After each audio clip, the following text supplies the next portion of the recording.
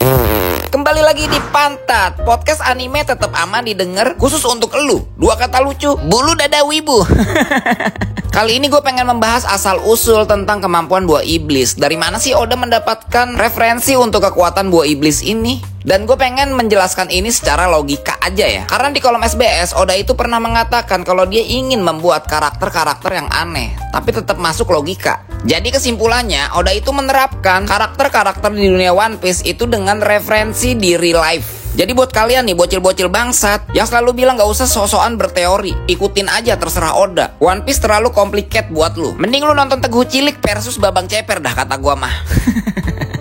Bercanda ya, terserah lu mau ngapain juga terserah lu, gua mah. Jadi kembali ke topik utama. Dari mana sih asal usul kemampuan buah iblis dan dari mana Oda mendapatkan atau mereferensikan kemampuan buah iblis ini ke karakternya? Jadi begitu gua cari-cari ya, atau gua mendapatkan beberapa referensi yang masuk akal yang relate dengan dunia One Piece itu ada beberapa sih. Cuman gua nggak tahu ya yang dipilih Oda itu yang mana. Cuman ini ya yang gua dapetin. Jadi referensi buah iblis itu yang ada di dunia One Piece itu adalah penggambaran dari kisah Nabi Adam dan Siti Hawa yang memakan buah huldi, di mana buah itu dilarang oleh Allah untuk dimakannya. Tapi dengan bisikan iblis, Nabi Adam dan Siti Hawa memetik dan memakan buah itu. Dan pada akhirnya dia diusir dari surga, friend. Sampai sini relate? Relate dong, karena itu adalah bisikan iblis. Ini menurut agama Islam. Nah, sedangkan menurut Alkitab, Adam dan Hawa memakan buah dari pohon pengetahuan. Lalu dia dikutuk. Sampai sini relate? Ya relate juga dong, karena ini adalah kepercayaan dari agama Abrahamik. Nah, gue tekankan di sini, mungkin Oda Sensei itu mengambil referensi dari kisah ini yang dituangkan di kemampuan buah iblis yang ada di cerita One Piece. Karena ada unsur-unsur iblisnya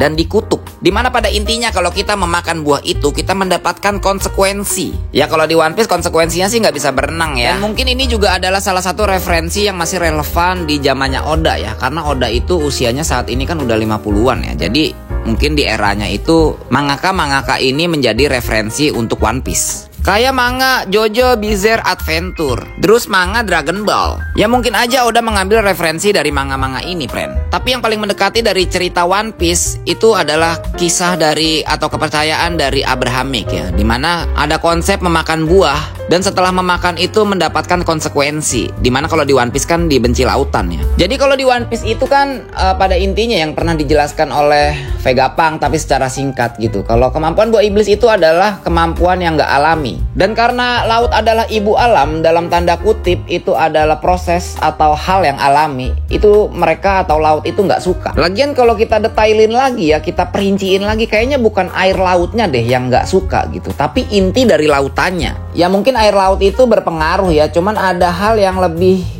kompleks lagi gitu. Kayak siston gitu tuh, atau mineral yang didapat dari lautan yang ada di negeri Wano ya. Itu kan bukan air laut ya, itu hanya mineral. Tapi gue untuk hal ini masih bias ya gitu, kayaknya belum gue research lebih jauh lagi gitu.